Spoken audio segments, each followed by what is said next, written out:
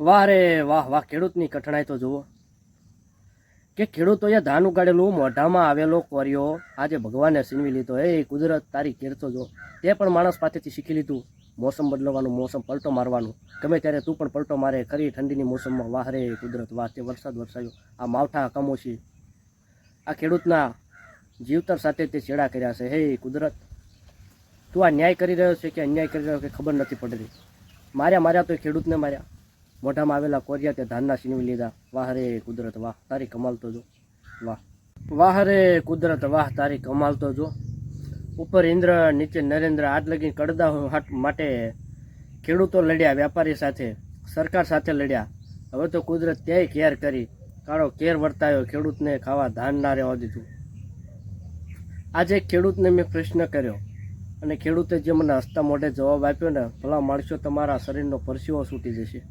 કારણ કે મેં ખેડૂતને પૂછ્યું કે આ કુદરતની આફત છે, તમારા ખેતરમાં ધાન ઊભું છે અને પાણી ભરાઈ ગયું છે, તમને કંઈ ચિંતા નથી? ખેડૂત કે ચિંતા તો બહુ છે, પણ કુદરતનો માર છે ને કુદરતનો કેસ છે.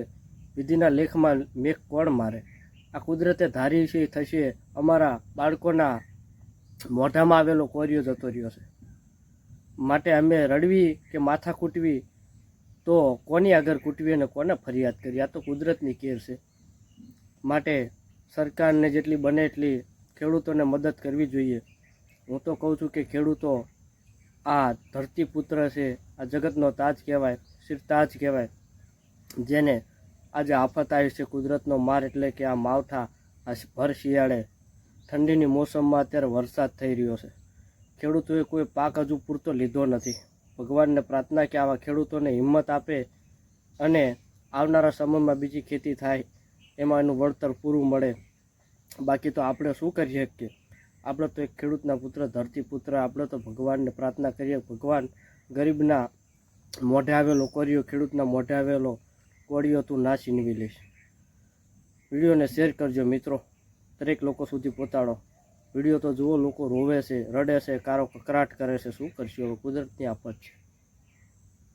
જય માતાજી.